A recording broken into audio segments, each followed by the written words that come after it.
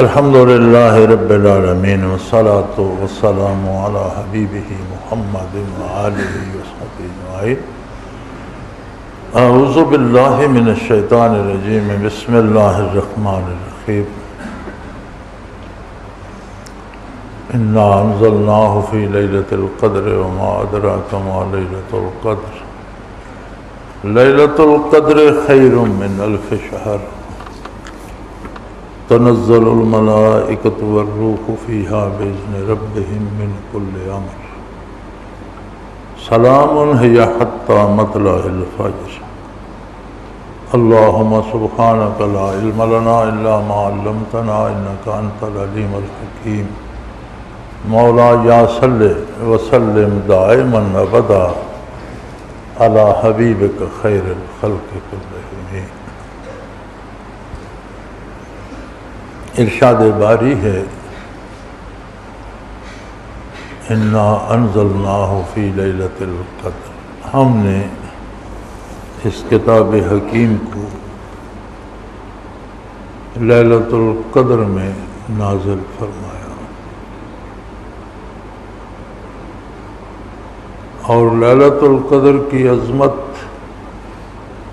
یہ ہے کہ لیلۃ القدر خیر من الف شہر، لیلۃ القدر کی ایک رات 1000 مہینے سے بہتر ہے۔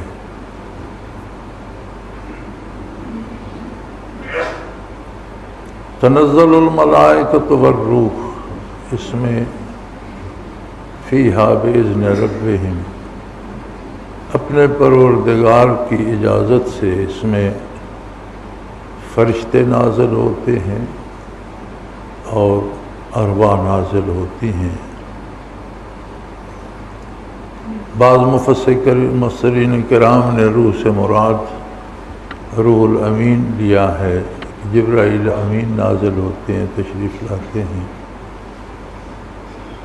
بعض نے کہا ہے نہیں، نجات یافتہ مومنین کی ارواح نازل ہوتی ہیں۔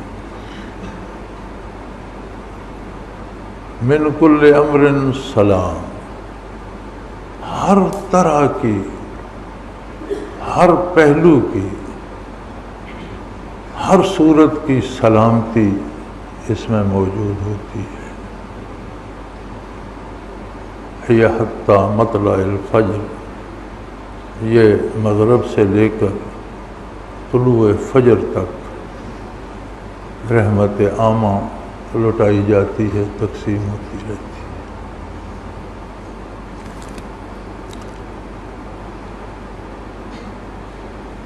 نزول قرآن کے بارے دوسری جگہ فرمایا، شہر رمضان الذی انزل فیہ القرآن، رمضان وہ مبارک مہینہ ہے جس میں قرآن کا نزول ہوا۔ ایک جگہ فرمایا لیلۃ مبارکہ یفرق فیہا من کل امر حکیم، بہت برکت والی رات ہے جس میں تمام امور کے سال بھر کے لیے فیصلے ان فرشتوں کو سپرد کر دیے جاتے ہیں جن کی سال بھر ذمہ داری ہوتی ہے ان امور کو انجام دینے کی۔ بعض حضرات نے اسے شعبان کی 15ویں شب کو منانے کا اہتمام کیا، لیکن مفسرین کی کرام کی رائے میں یہ آیہ مبارکہ بھی شعبان کی کسی رات کے بارے نہیں ہے، بلکہ لیلۃ القدر ہی کی بات وہاں بھی ہو رہی ہے۔ اس مبارک رات میں اللہ کریم نے لوح محفوظ سے قرآن حکیم کو آسمان دنیا پر جو بیت اللہ ہے اس میں نازل فرما دیا، اور وہاں سے 23 برسوں میں جستہ جستہ ضرورت کے مطابق اللہ کے حکم کے مطابق نازل ہوتا رہا، اور 23 برس میں نبی کریم صلی اللہ علیہ وسلم پر مکمل۔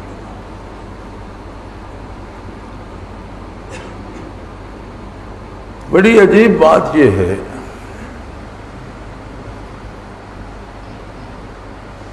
کہ لیلۃ القدر منائی جاتی ہے، اور اب ایک بہت نئی بات نکل آئی ہے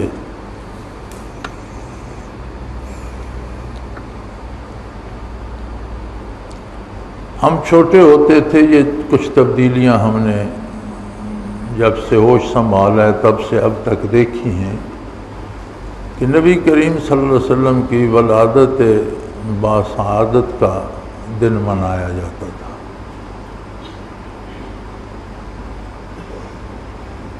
اور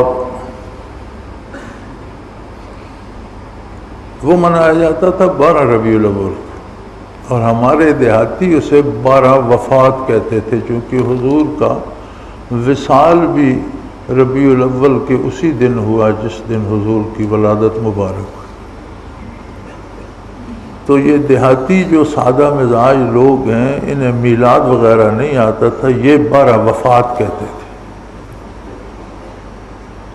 اور اپنی حیثیت کے مطابق کوئی حلوہ بناتا، کوئی سیویاں بناتا، کوئی چاول پکاتا، کوئی کھانے پینے کا اہتمام ہوتا، ایک دوسرے کو دیا جاتا جو پکایا جاتا اور گھروں میں بانٹا جاتا۔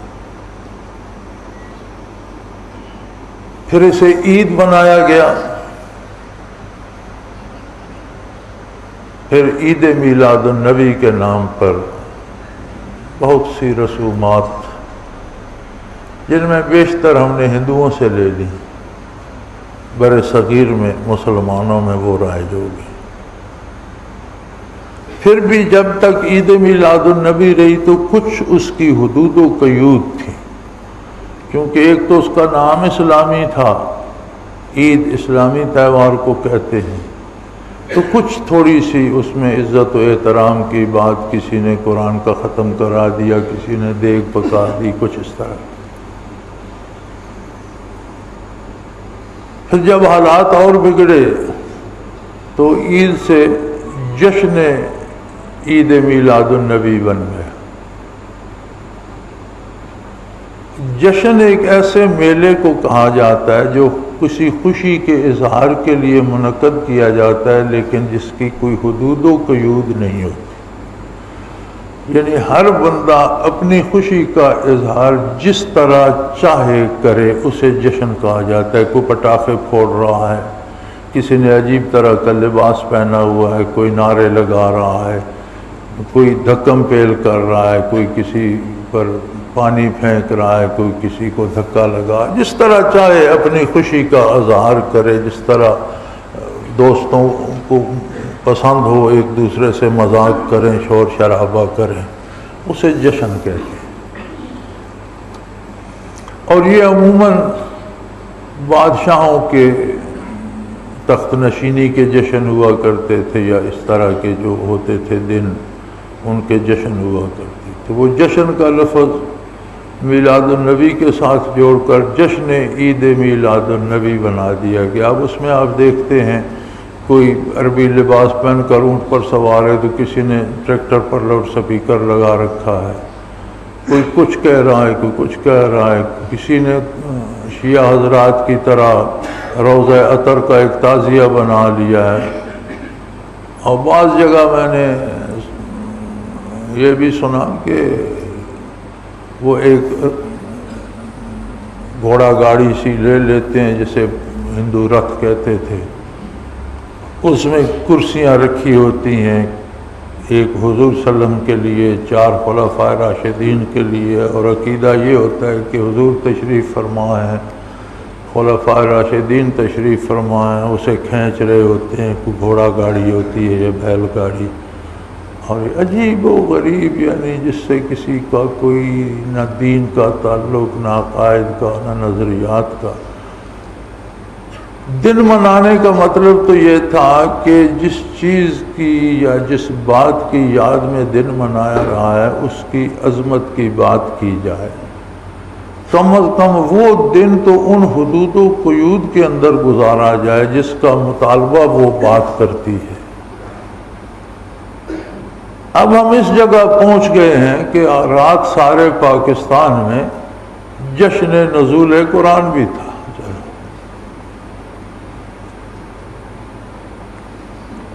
نزول قرآن کوئی معمولی واقعہ نہیں ہے۔ انبیاء علیہ السلام کو معجزات عطا ہوتے تھے، اور معجزہ اسے اس لیے کہا جاتا تھا کہ وہ عقل انسانی کو عاجز کر دیتا تھا۔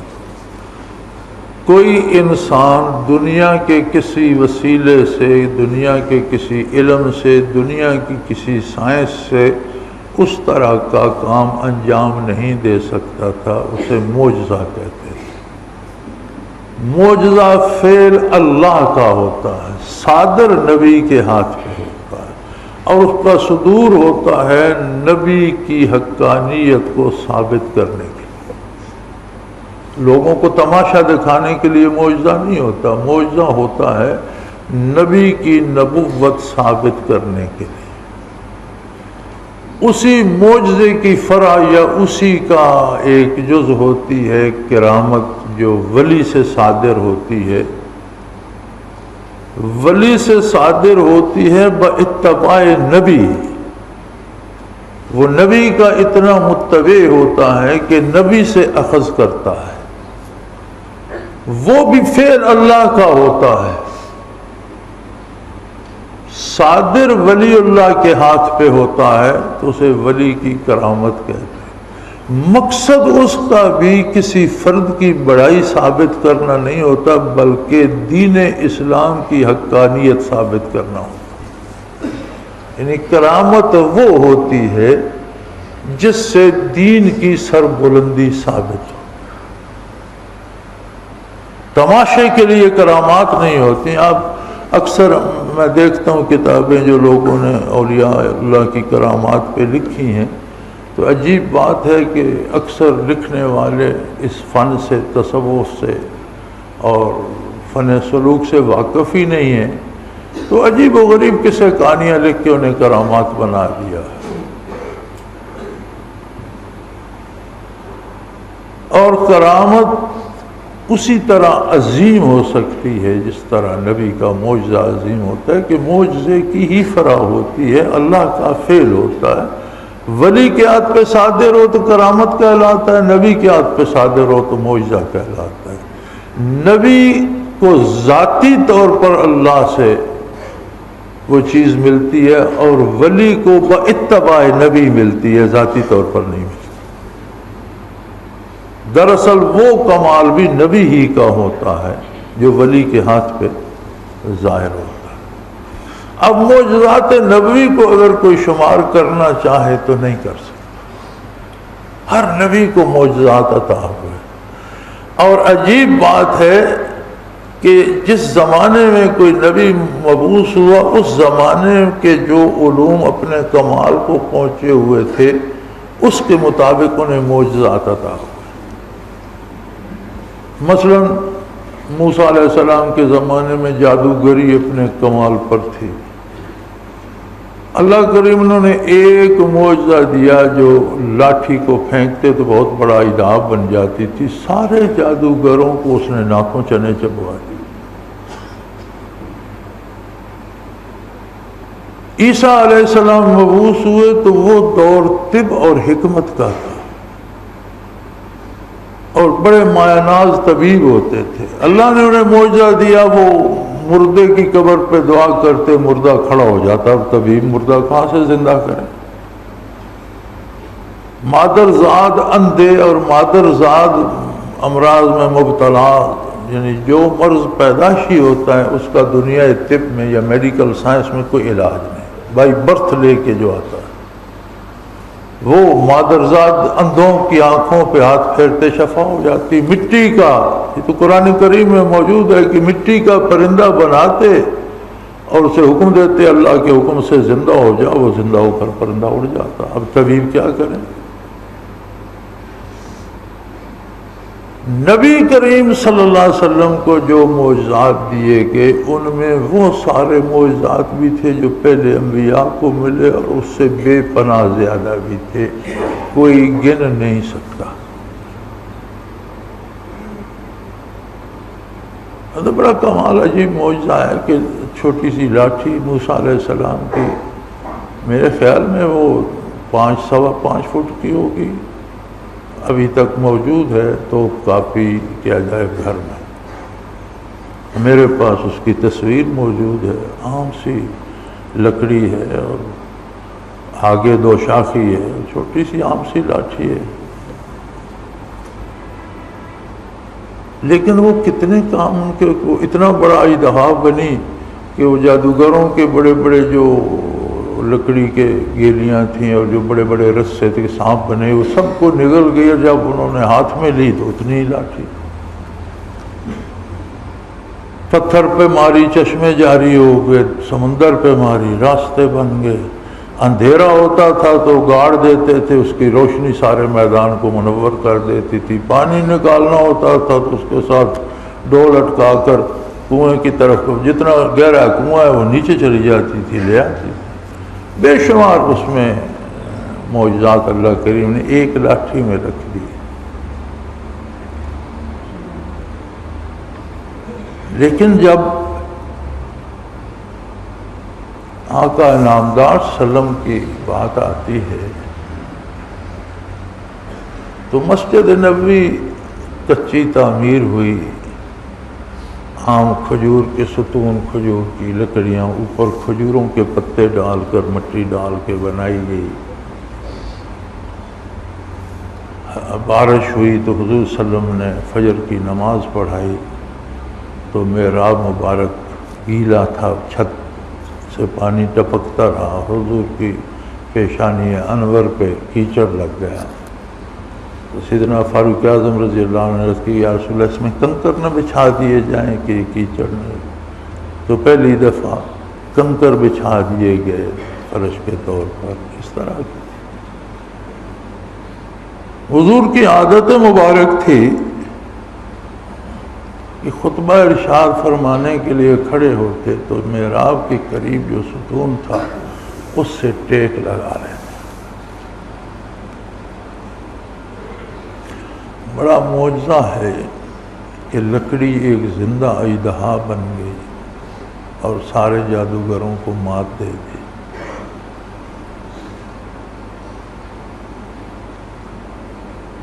ایک صحابی کہیں باہر گئے اور انہوں نے دیکھا کہ وہاں کے بادشاہ کے لیے 1-2-3 زینوں کا تخت سا بنا ہوا ہے اور وہ اس پر بیٹھ کر لوگوں سے بات کرتا ہے۔ انہیں بڑا اچھا لگا اور انہوں نے آ کر کہا، یا رسول اللہ میں نے اس طرح کی چیز دیکھی ہے، وہ مسجد نبوی میں بنانے کی اجازت دی جائے تو آپ کے لیے سہولت ہوگی، آپ تشریف رکھیں گے اس پہ اور سب آپ کی زیارت سے بھی مستفید ہو سکیں گے، بات بھی سنیں گے۔ حضور نے اجازت دی تو پہلی دفعہ لکڑی کا ممبر بنایا گیا مسجد نبوی، 3 سیڑھیاں تھیں، ایک نیچے تھی، ایک درمیان میں اور اوپر بیٹھنے کی نشست تھی، حضور وہاں جلوہ افروز ہوتے۔ اب ممبر رکھا گیا، جمعے کا دن آ گیا، حضور خطبے کے لیے ممبر پہ جلوہ افروز،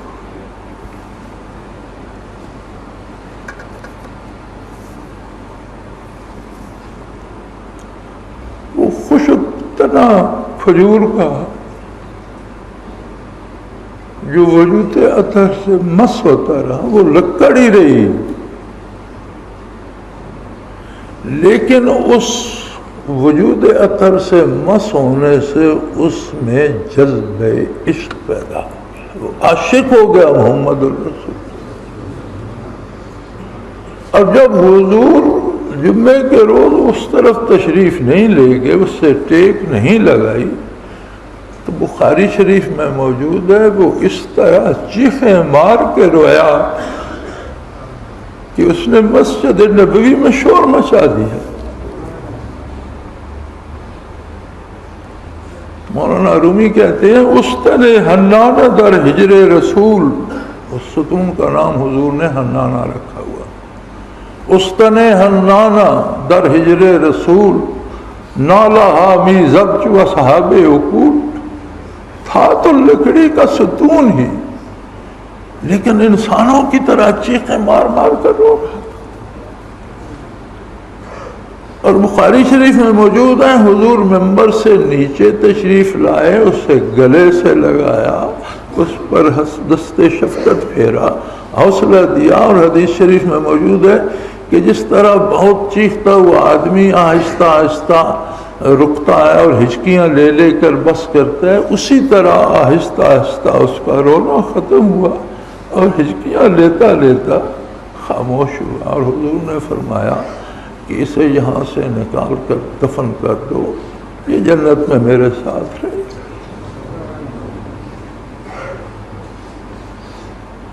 یہ جنت کے درختوں میں اسے شامل کیا جائے۔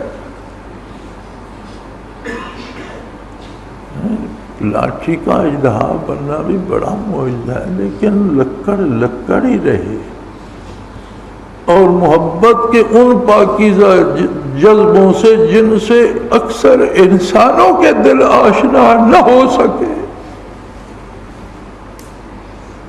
وہ جذبہ لطیف اس میں پیدا ہو جائے، اور اتنا درد محسوس کرے ہجرت کا کہ چیخیں مار کر روئے۔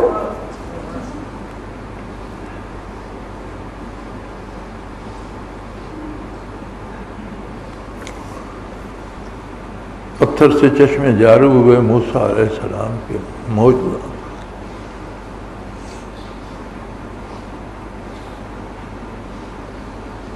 صحابہ کرام سفر میں تھے، حضور کے ہمراہ، پانی ختم ہو گیا، عرب کے صحراؤں میں پانی کا ختم ہو جانا،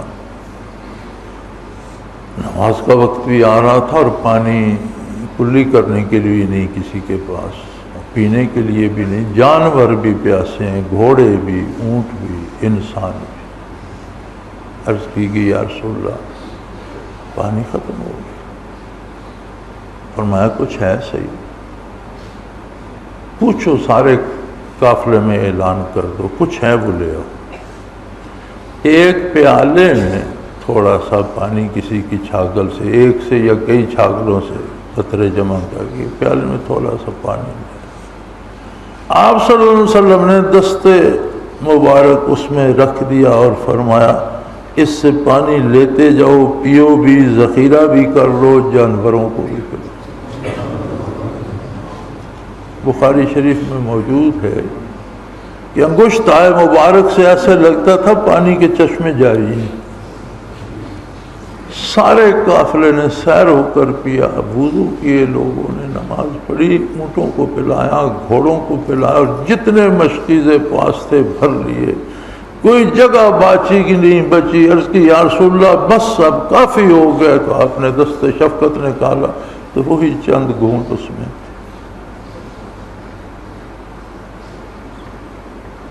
کون کون سا معجزہ آپ گنیں گے؟ میں اگلے دن کسی نے مجھے چاند کی وہ تصویر بھیجی جس میں آج تک بھی ایک سرے سے دوسرے سرے تک کٹ کر جڑنے کا وہ نشان موجود ہے کہ یہاں سے دو ٹکڑے ہوا تھا، پورا گردا گرد چاند کے وہ ہے، اور اسے گہرائی تک سائنسدانوں نے جانچا ہے، وہ پوری گہرائی تک ہے ایک سرے سے دوسرے سرے تک، کہ یہ کہیں کٹ گیا تھا پھر جڑا ہے۔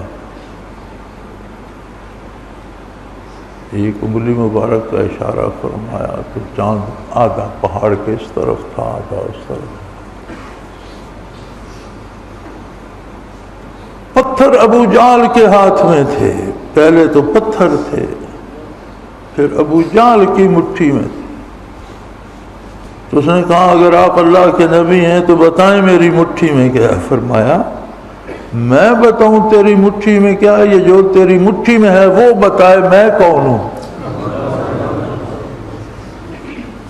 لا الہ گفت الا اللہ گفت، جوہر احمد رسول اللہ سفت۔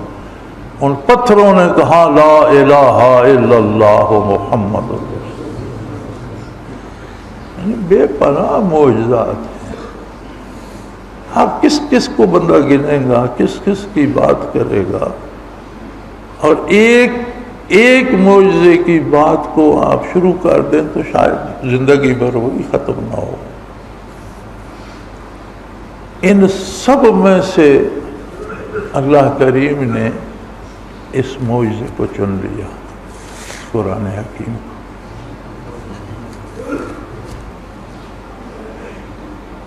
چاند شک ہوا، اس رات کی فضیلت کا ذکر نہیں آیا۔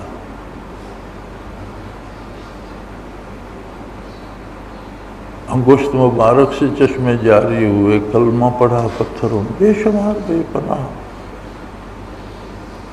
ایک ذکر ملتا ہے سبحان الذی اسریٰ بعبدہ، اس رات کے سفر کا جب حضور بارگاہ الوہیت میں تشریف لے گئے، شب اسریٰ تھا۔ لیکن جب لیلۃ القدر کا ذکر آتا ہے تو اللہ فرماتا ہے یہ تو شہر رمضان الذی انزل فیہ، یہ سارا مہینہ ہی بے مثل و بے مثال ہے، اس میں تو میں نے قرآن نازل۔ یا اللہ سارے مہینے میں نہیں فرمایا انا انزلناہ فی لیلۃ القدر، یعنی قرآن کریم وہ زندہ و جاوید معجزہ ہے۔ انگشت مبارک سے آب حیات جاری ہوا، ہم نے سنا دیکھا۔ استن حنانہ چیخ چیخ کر رویا۔ عجیب بات ہے یار، لکڑ سوکھی لکڑ بھی رہے اور اس میں وہ لطیف جذبات اور احساسات پیدا ہو جائے جس سے انسانیت محروم ہے۔ کمال کیا تھا اس کا، وجود عطر سے مس ہوتی ہے۔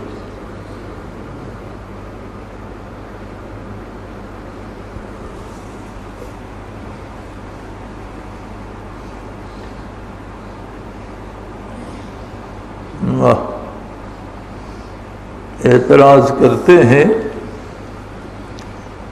کہ روحانی بیعت کیا ہے جی، روح اسے بیعت آپ کا ہے، کیا سمجھتے ہیں اس روح کو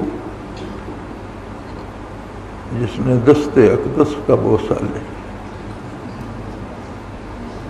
انسانی روح تو انسانی روح ہے، وہاں تو خشک لکڑ مس ہوئی تو اس میں کیا احساسات پیدا ہو۔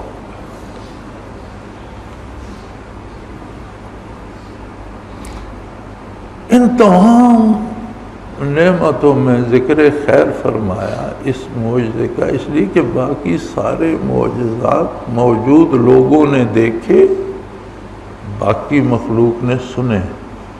یہ وہ معجزہ ہے جو قیامت تک آنے والا ہر انسان اسے دیکھتا چلا جائے گا، زندہ و جاوید، کوئی اسے ختم نہیں کر سکتا، کوئی اس میں تبدیلی نہیں کر سکتا، کوئی اس کا کچھ بگاڑ نہیں سکتا۔ اور اعلان کر دیا کہ اگر سمجھتے ہو کہ یہ عام کتاب ہے تو اس جیسا ایک جملہ لکھ کر لے آؤ۔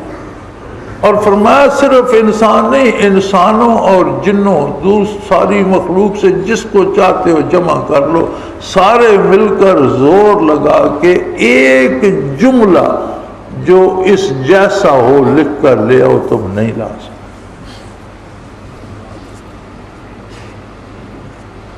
پندرہویں صدی ہجری آ گئی، قرآن کا اعلان موجود ہے، کہیں سے جواب نہیں۔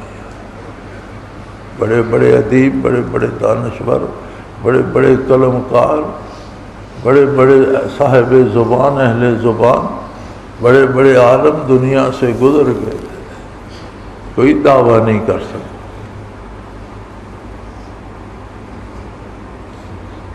یہ عجیب و غریب کتاب ہے۔ ذات باری تعالیٰ کی بارے انسان جو کچھ جان سکتا ہے صرف اس کتاب میں۔ اللہ کی مخلوق کے بارے جتنے اسلامی انسانی علوم جان سکتے ہیں اس کتاب میں۔ چھوٹی سی ایک بات بتاتا ہوں، ایک چھوٹی سی بات۔ 14ویں صدی ہجری کے آخر میں آ کر 1900 کے آخری 50 سالوں میں، 20ویں صدی کے آخری 1945-50 کے بعد جنگ عظیم ختم ہوئی، پھر دنیا میں بہت بڑی تبدیلی آئی، تیل کے ذخائر، پھر سائنس، پھر راکٹ ایجاد ہوئے، پھر یہ وہ، پھر سائنس نے بہت ترقی کی، اور سائنس نے بڑی تحقیق کی کہ انسان کا جو مرد کا نطفہ ہے وہ عورت کے نطفے سے ملتا ہے، پھر ایک خون کی پھٹکی بنتی ہے، پھر ایک گوشت کا لوتھڑا بنتا ہے، پھر اس میں ہڈی پیدا ہوتی ہے، پھر اس پہ چمڑا چڑھتا ہے، پھر وہ انسانی جسم بنتا ہے، اور 90 دن یا 100 یا 120 مجھے اب یاد نہیں، اس اتنے میعاد کے بعد اس میں پھر روح پیدا ہو جاتی۔ یعنی بڑا کمال کر کے، بڑی ایجادات کے بعد، بڑے تجربات کے بعد سائنس جہاں پہنچی، وہ حضور نے 1400 سال پہلے اس کتاب نے اسی تفصیل کے ساتھ بتایا۔ کوئی سائنسدان آج یہ نہیں کہہ سکتا کہ میں نے قرآن کو غلط سا، قرآن یہ کہتا تھا تو ہوتا یہ، نہ کوئی مشین تھی، نہ ایکس رے تھا، نہ سائنس تھی، نہ یہ میڈیکل سائنس تھی، کس نے بتایا؟ یہ ایک چھوٹی سی مثال ہے، قدم قدم پر آج جتنی ایجادات ہو رہی ہیں،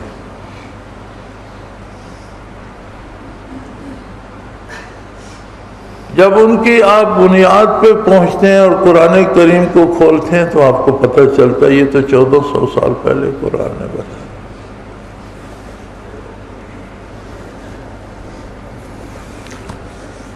چھریوں کانٹوں سے کھانے والے لوگوں نے آج ایک اصول دریافت کیا ہے۔ پتہ ہے یہ مغرب والے چھری کانٹے سے کیوں کھاتے تھے؟ سخت سردی ہوتی تھی، برفانی ممالک ہیں، اور یہ برسوں نہاتے نہیں تھے۔ آج بھی ایسے ہی ہیں۔ آپ کو یاد ہوگا مارگریٹ تھیچر وزیر اعظم تھی برطانیہ کی، اس نے اپنے انٹرویو میں بڑے فخر سے بتایا تھا کہ مجھے غسل کیے 26 سال ہو گئے۔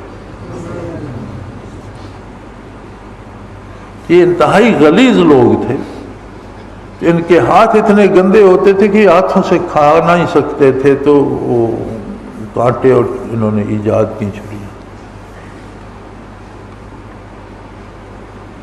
نبی کریم صلی اللہ علیہ وسلم نے حکم دیا کہ کھانا ان انگلیوں سے اور انگوٹھے سے کھاؤ، اور انگلیاں سالن میں ڈبو کر کھاؤ، اور انگلیوں کو دھونے سے پہلے چوس کر صاف کر لو، پھر بعد میں دو۔ آج سائنسدان ہمیں مشورہ دیتا ہے، یہ چھریوں کانٹوں والے کہتے ہیں کہ انگلیوں سے کھانا کھاؤ، اور کھانا کا جو سالن ہے وہ لگنے سے انگلیوں کے پپوٹوں میں ایک مادہ پیدا ہو جاتا ہے، اگر دھونے سے پہلے چوس لیا جائے تو کھانا ہضم کرنے کی بہترین دوا۔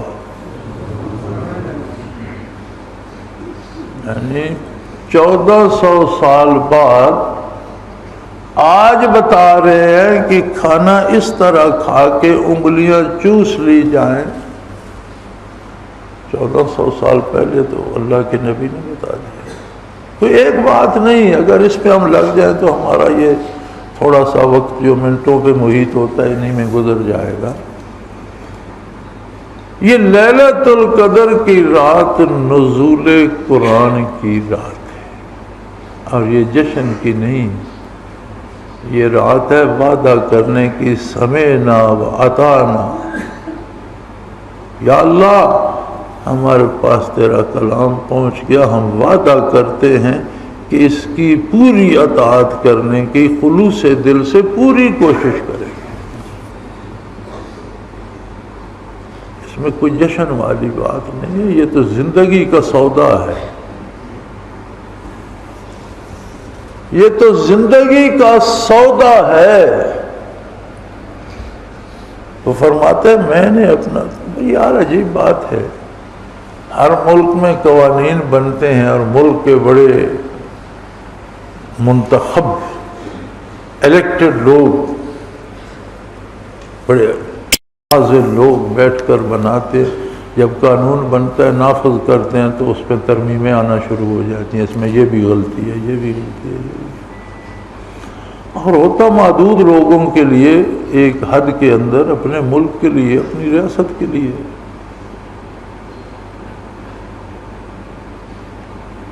یہ کون تھا جس نے عرب کے صحرا میں بیٹھ کر زندگی کے سارے قانون مرتب کر دیے اور دنیا بھر کے اقوام عالم کے لیے کر دیے اور قیامت تک کے لیے کر دیے، اور اس میں کوئی ترمیم نہیں ہوگی؟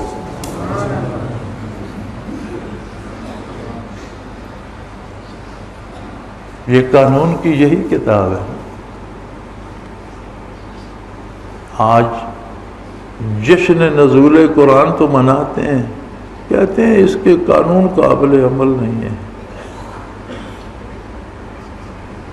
کتنی عجیب بات ہے، کتنی عجیب بات ہے کہ اس کے آنے کا جشن مناتے ہو، اور جب قانون کی بات ہوتی تو کہتے ہیں اس کی بتائی ہوئی باتیں ماننے کے قابل نہیں۔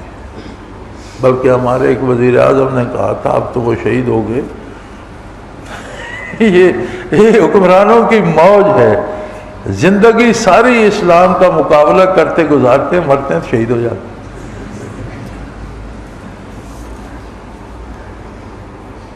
اسلام کی سزائیں وحشیانہ ہیں، اب اس سے بڑا کوئی گالی اللہ کی کتاب کو، اللہ کے نظام کو اور اللہ کے حبیب کو کیا دے گا؟ کسی نظام کو وحشیانہ کہا جائے تو وہ نظام کو توہین بھی ہے، نظام لانے والے کی توہین بھی ہے، اور نظام بنانے والے کی توہین بھی ہے۔ اور یہاں لوگوں نے کہا، اور پھر انہی لوگوں نے ووٹ لیے، لوگ اب تک ان کے نام پر ووٹ لے رہے ہیں، اور یہ سارے جشن نزول قرآن والے دے رہے ہیں۔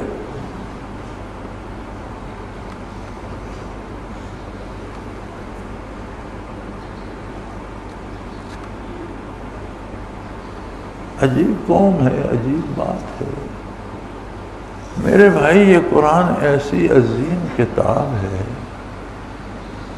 کہ دنیا و آخرت کے سارے راز اس میں موجود ہیں۔ اس کی 2.5 لاکھ کے قریب وہ تفاسیر ہیں جو طبع ہیں، جو لکھی گئیں طبع نہیں ہو سکی، ان کی تعداد کسی کے علم میں نہیں۔ تو کیا پھر جس کتاب کی تفسیر میں 2.5 لاکھ کتابیں لکھی، اس میں باقی کیا بچا ہوگا؟ سب کچھ لوگوں نے لکھ دیا ہوگا۔ آج جب ہم کوئی آیت پڑھتے اس سے نئی بات نکل آتی، اس کے علوم کی انتہا نہیں ہے۔ یہ نہیں کہ ہم متقدمین کی خاکے پا بھی نہیں ہیں، یہ نہیں کہ ان لوگوں کو پتہ نہیں چلا ہمیں پتہ چلا، بات یہ نہیں۔ اپنی ہمت کے مطابق انہوں نے جھولیاں بھر بھر کے اس خزانے سے عوام کو لٹائی ہیں۔ یہ ختم نہیں ہوتا، جب کوئی نیا غوطہ لگاتا ہے تو وہ پھر موتیوں سے جھولی بھر کے لے آتا ہے۔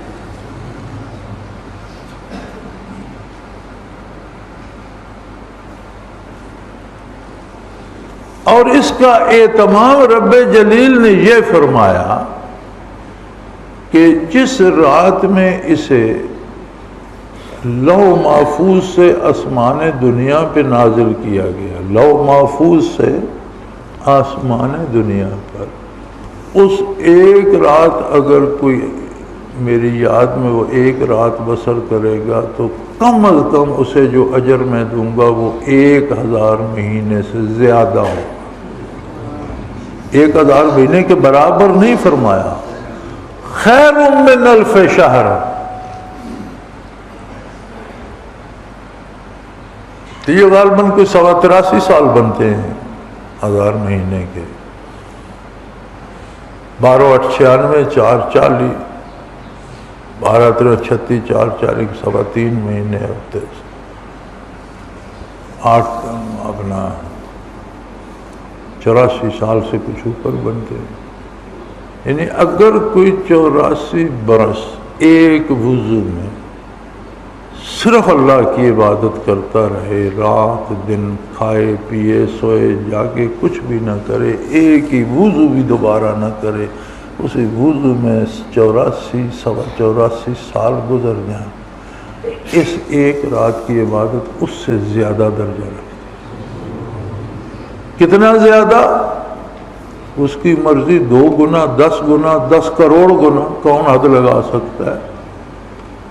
یہ تو ہر ایک کا خلوص اپنا اپنا ہے، کس نے کتنا پایا، جتنا اس کا خلوص تھا، جتنی اس کی محنت تھی، جتنا اس کے دل میں درد تھا، اتنا اس نے پایا۔ کیا پایا؟ یہی پایا کہ خود کو بیچ دیا، اپنی رائے سے دستبردار ہو گیا، اپنی عقل و شعور کو اپنے لیے باقی رکھا، زندگی ہار دی قرآن کے لیے۔ اب جو ہوگا وہ ہوگا جو یہ کتاب کہتی ہے۔ بھائی سے تعلقات، بیوی سے رشتہ، اولاد کی محبت، والدین کی خدمت، دوستوں کی دوستی، دشمنوں سے دشمنی، لڑائی بھڑائی، کاروبار، تجارت، جینا مرنا، وہ فیصلہ ہو چکا، میرے بس میں نہیں ہے، جو یہ کہے گا میں کروں گا۔ جسے یہ نصیب ہو گیا اسے شب قدر نصیب ہو۔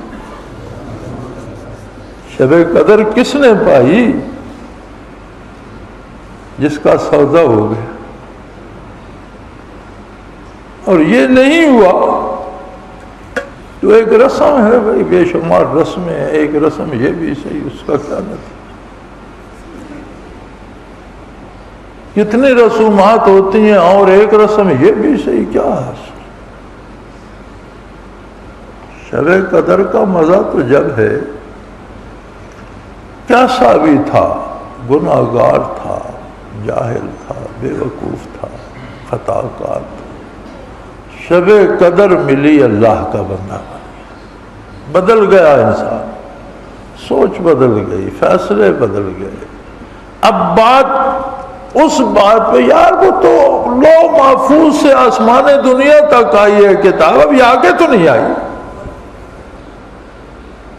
انا انزلناہ فی لیلۃ القدر، تو لیلۃ القدر میں زمین پر تو نہیں آئی، لوح محفوظ سے آسمان دنیا تک آئی ہے۔ وہاں تک آنے کی یہ وجاہت ہے کہ یہ رات 1000 مہینے سے بہتر ہے، تو جب یہ زمین پہ نازل ہونا شروع ہوئی اور جس ہستی پہ نازل ہونا شروع ہوئی، اس کی ہستی اور اس کی عظمت کیا ہوگی؟ اور 23 برس جس وجود عالی اور جس قلب اطہر پہ نازل ہوتی رہی، اس کی عظمت کیا ہوگی؟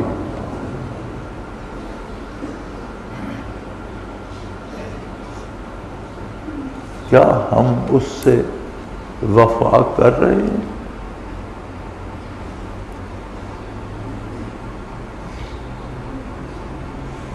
یعنی اگر لو محفوظ سے آسمان دنیا پہ آتی ہے تو اللہ فرماتا ہے میں نے رحمتیں انڈیل دی، بخششیں لٹا دی،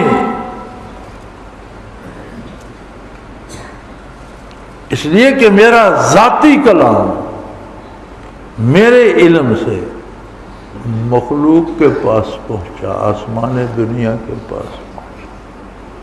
یہ اتنی بڑی بات تھی کہ ان لمحات کو میں نے برسوں سے زیادہ اہمیت دے دی۔ تو جب آسمان دنیا سے قلب اطہر پہ آیا، قلب اطہر سے زبان مبارک پر آیا، زبان مبارک سے کتاب میں منتقل ہوا، لوگوں کے دلوں میں اترا، لوگوں کے کانوں نے سنا۔ کہاں بندہ مشت غبار، کہاں رب العالمین کا کلام؟ تو اس کا تو ہر لمحہ اپنی شان میں عظیم تر ہوتا چلا جائے گا، ہر لمحہ اپنی شان میں عظیم تر ہوتا چلا جائے گا۔ اس سارے کا ادراک ہے ہمیں، اس سارے کا احساس ہے، ہمیں احساس ہے کہ ہمارے پاس وہ کتاب ہے جو لو محفوظ سے عالم دنیا میں آسمان دنیا پر آئی تو اللہ نے ان لمحات کو 1000 مہینوں سے زیادہ اہمیت دے دی ہے۔ اب وہ کتاب میرے پاس میز پہ میرے سامنے پڑی ہے، کیا میں اس کی عظمت سے واقف ہوں؟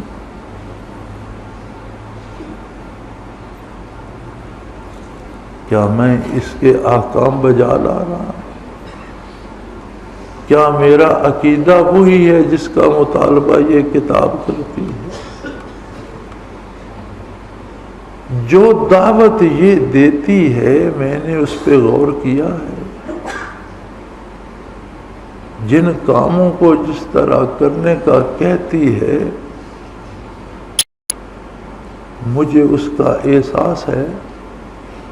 اگر ہے تو پھر تمہاری تو ہر رات لیلۃ القدر ہے، تمہارے پاس تو ہر رات اللہ کا قرآن موجود ہے، تم ہر رات پڑھ بھی سکتے ہو، سمجھ بھی سکتے ہو، سوچ بھی سکتے ہو، تمہارا ہر لمحہ لیلۃ القدر ہے، ہر لمحہ اللہ کا قرآن تمہارے پاس موجود ہے، تمہارے لبوں پر ہو، تمہاری زبان پر ہو، تمہارے دماغ میں ہو، تمہارے دل میں بستا ہو، تو تمہارے تو ایک ایک لمحہ لیلۃ القدر بن گئی بھائی۔ لیلۃ القدر ایک نہیں ہے، ساری زندگی کا ہر لمحہ لیلۃ القدر۔ وہ لیلۃ القدر کس سے بنی؟ کہ اللہ کا کلام لوح محفوظ سے، علم الہی سے آسمان دنیا میں آیا، تو پھر جس کے سینے میں ہے وہی کلام جو لوح محفوظ سے آسمان دنیا پہ آیا تو لیلۃ القدر بن گئی۔ تو اب جس کے سینے میں محفوظ ہے اس کے سینے کا ذرہ ذرہ کیوں لیلۃ القدر نہیں بنتا؟ پھر وہ کیوں جھوٹ بولتا ہے؟ پھر وہ کیوں چوری کرتا ہے؟ پھر وہ کیوں اللہ کی اطاعت نہیں کرتا؟ پھر اس کے دل میں عشق رسول کیوں پیدا نہیں ہوتا؟ پھر اس کے دل میں درد کیوں نہیں ہوتا؟ اس کا جواب کیا ہوگا؟ جس نے گھر میں غلافوں میں سنہری اور ریشمی غلافوں نے لپیٹ کر چھت پر رکھ دیا ہے، ایک خانے میں رکھ دیا ہے کہ کبھی کوئی قسم اٹھانے کے کام آئے گا، اسے کھول کر دیکھا نہیں، پڑھا نہیں، سمجھنے کی کوشش نہیں، کیا ملے گا اس کو؟ اور صرف یہ سوال ہو گیا کہ بھی اتنی عظیم کتاب جو میرا ذاتی کلام تھا اور جو صرف آسمان دنیا تک پہنچا تو میں نے بخششیں عام کر دی، تیرے گھر میں رہا، تجھے کھول کر دیکھنے کی فرصت ہی نہیں، تو ساری نمازیں سجدے دھرے کے دھرے رہ جائیں۔ اٹھاؤ، لے جاؤ ان سجدوں کو، ان رکوعوں کو، ان تسبیحات کو لے جاؤ، اٹھا۔ تو میری کتاب کو دیکھا بھی نہیں، میرے ساتھ تیرا کیا تعلق؟ کیا ایسا ہو نہیں سکتا؟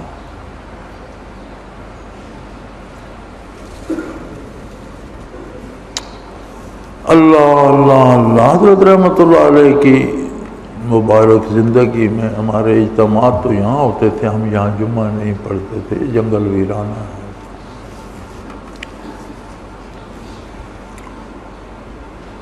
اس وقت اتنی آبادی بھی نہیں تھی جتنی اب، تو یہ شہر سے زیادہ آبادی بھی ہے، ادارے بھی ہیں، سکول بھی ہیں، سرکاری دفاتر، ڈاکخانے وغیرہ بھی ہیں، ہوٹل بھی ہیں۔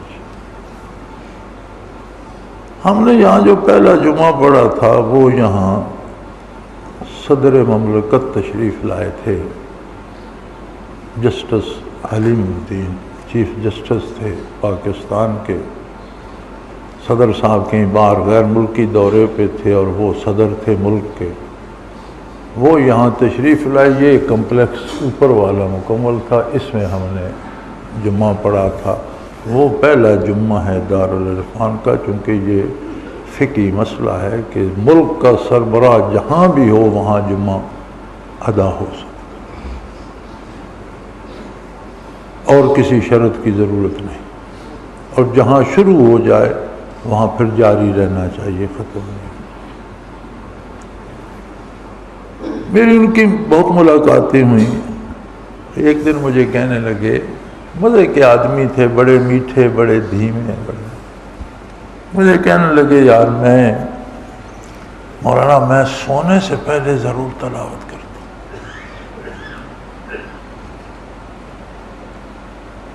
اور یہ میری عادت میں نہیں تھا۔ اللہ کا شکر ہے تلاوت تو نصیب ہوتی تھی، لیکن یہ اہتمام نہیں تھا کہ رات کو کر کے۔ میں نے کہا آپ نے نئی بات کی، سونے سے پہلے تلاوت کا کیا؟ کہنے لگے یار کیا پتہ آنکھ کھلے یا مر جائے۔ جب بندہ سو جاتا ہے تو کیا گارنٹی ہے کہ وہ اٹھے گا یا روح قبض ہو جائے گی؟ تو میں چاہتا ہوں میں قرآن پڑھ کے سوں۔ یہ کیسے عجیب لوگ ہیں یار۔ چیف جسٹس تھا پاکستان کا، کوئی صوفی مولوی عالم شالم نہیں تھا، لیکن ایک احساس تو اس کے پاس تھا کہ زندگی کا آخری کام یہ ہو کہ میں نے اللہ کی کتاب پڑھی۔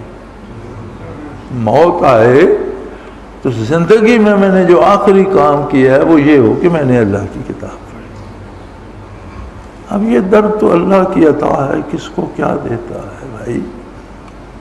میرے بھائی جشن قبر میں جا کے منانا، یہاں قرآن کو سینے سے لگا لو، آنکھوں سے لگا لو، دل میں بسا لو، جب قبر میں جائیں گے تو جشن منائیں گے۔ مزہ تو جب ہے کہ کوئی میدان حشر میں جشن منا رہا ہو۔ اللہ کریم فرماتے ہیں نا جن کی نجات ہوگی وہ اپنا مال لے کر جائیں گے واپس، ساتھیوں کہیں گے میری نجات ہو گئی، مجھے اللہ نے بخش دیا، میرے بچوں کو بخش دیا، میری بیوی کو بخش دیا، موج ہو گئی بھائی ہماری۔ تو جشن کا مزہ تو تب آئے گا۔ یہاں کون سے جشن ہے جہاں تمہیں زندگی کا دھڑکا لگا ہوا ہے، کوئی دہشت گرد بم بلاسٹ کر دے گا مارے جاؤ گے، کوئی گولی چلائے گا مارے جاؤ گے، رات بھر جشن مناتے ہو، صبح بچوں کے کھانے کا نہیں ہے، سکول کی فیس تمہارے پاس نہیں ہے، لباس نہیں ہے، عزت نہیں رہی، آبرو نہیں، جہاں کھانے پہ لڑ کر 20 عورتیں مر گئیں آٹا لینے کے لیے، جس ملک میں نے کھانے پہ کتوں کو لڑ کر مرتے آج تک نہیں دیکھا۔ لڑتے ضرور ہیں، مرتے نہیں ہیں، اور انسان مر رہے ہیں 10 کلو آٹا لینے کے لیے 20 بندے مر گئے۔ اور مزے کی بات یہ ہے کہ اتنا حساس ملک ہے کہ کسی کے کان پر جون تک نہیں رنگی، مر گئے تو کیا، کوئی کافر ملک بھی دنیا کا کوئی اور ہوتا، پورے ملک میں زلزلہ آ جاتا، اخبار بھرے جاتے، ٹی وی پہ شور ہوتا کہ یہ دیکھو 20 بندے مر گئے، کسی نے پرواہ نہیں۔ یہاں کسی نے پوچھا؟ ارے جو ایک لپ آٹے کے لیے جانے دیں، انہیں قرآن کی عظمت کا کیا احساس؟ ان کا تو جشن بھی کھانے پینے کے لیے ہے کہ تم مٹھائی لے آؤ، تم شربت لے آؤ، تم فلاں شے لے آؤ، مل کر کھا لیں گے، چلو ایک دن تو پیٹ بھر جائے گا۔ یہ ظالم تو صبح شام مانگتا ہے، ایک وقت کے بھرنے سے کیا ہوگا؟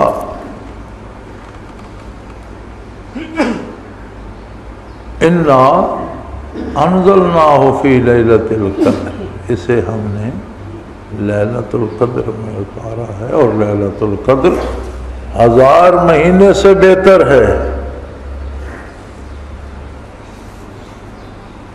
اس میں ملائکہ کا نزول ہوتا ہے، جو اللہ کی رحمتیں لے کر نازل ہوتے ہیں، کوئی وصول کرنے والا ہو تو۔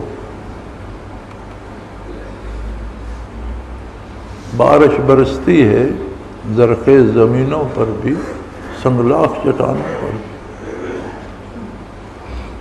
چٹانوں پہ اگر کوئی مٹی کی تہ جم گئی ہو نا، تھوڑی سی نرمی آ گئی تو وہ بھی دھل جاتی ہے، پوری سختی سامنے آ جاتی ہے، اور زمین سے سبزہ نکلنا شروع ہو جاتا ہے۔ فرشتے تو ابر رحمت لے کے آتے ہیں، کئی ایسی چٹانیں ہیں جو اس سے دھل کر اور سخت ہو جاتی ہیں، اور کوئی ایسی زمینیں ہیں جو کھل اٹھتی ہیں، اور کوئی ایسے اروڑی کے ڈھیر ہیں جن سے بدبو پھیلنا شروع ہو جاتی ہے۔ تو رد عمل تو پھر اپنا اپنا ہے۔ تنزل الملائکۃ والروح، وقت ختم ہو گیا، ہم ایک ہی بات میں لگے رہے. اور یہ وقت بھی کوئی سوڈے کی بوتل ہے کہ وہ 7 اپ لیا فلانی لیا، وہ جب آدمی کو اس کا کوئی ٹیسٹ آنے لگتا ہے بوتل ختم ہو جاتی ہے.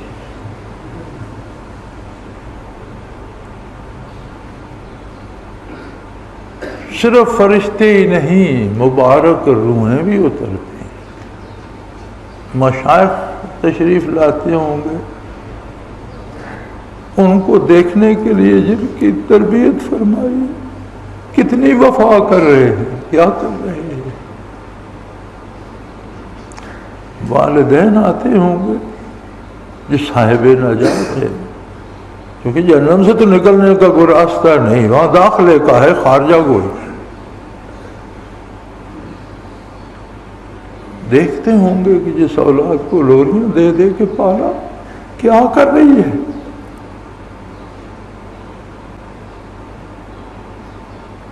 اور فرمایا یہ رات تو طلوع فجر تک ہر پہلو سے سلامتی کی رات، ہر پہلو سے.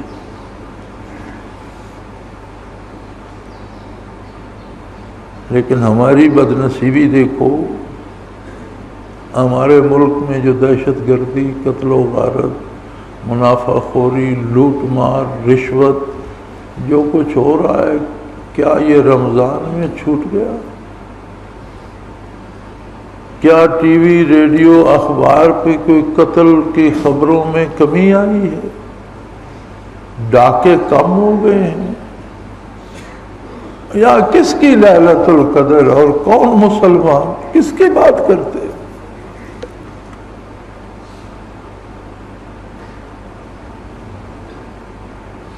بہرحال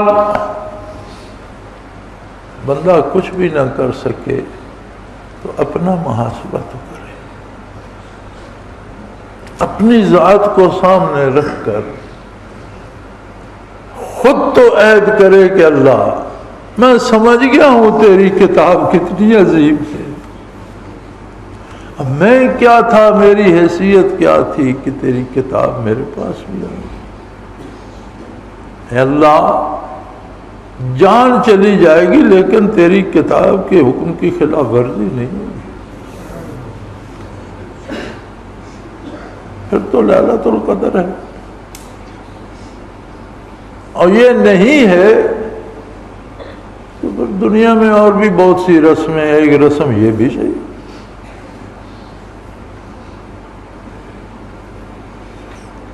اللہ اللہ اللہ.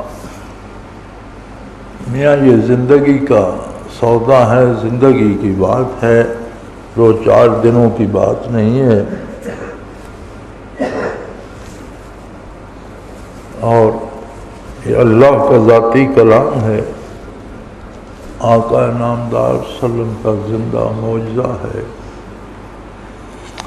زندگی کی کتاب ہے، فرد کے لیے، خاندان کے لیے، قبیلے کے لیے، قوم کے لیے، ملک کے لیے، اور پورے زمین کے انسانوں کے لیے. خوش نصیب ہیں وہ جن کو یہ نصیب ہوئی، جو اس کی تلاوت کرتے ہیں، جو اس کے مفاہیم سمجھنے کی کوشش کرتے ہیں، اور جو اس پر عمل کرنے کی کوشش کرتے ہیں. یہ بات بن جائے تو زندگی کا ہر لمحہ لیلۃ القدر ہے. اور اگر یہ بات نہ بنے تو زندگی میں کتنی لیلۃ القدر آئیں اور کتنی گزریں، چٹانیں ہی رہتی ہیں. کوئی رسم آئے، کوئی تہوار آئے، کوئی بارش آئے، کچھ ہو، فرق نہیں پڑتا. ٹوٹیں بھی تو پھر ان سے ٹکڑوں سے چھوٹی چٹانیں ہی بنتی ہیں، کوئی فائدہ نہیں ہوتا. اللہ سے وہ دل مانگو جو اس کی عظمت سے آشنا ہو، اللہ سے وہ دل مانگو جو عظمت پیغمبر سے آشنا ہو. اللہ کریم سے توفیق عمل مانگو جو قرآن پر عمل کی توفیق دے. وآخر دعوانا ان الحمد للہ رب العالمین.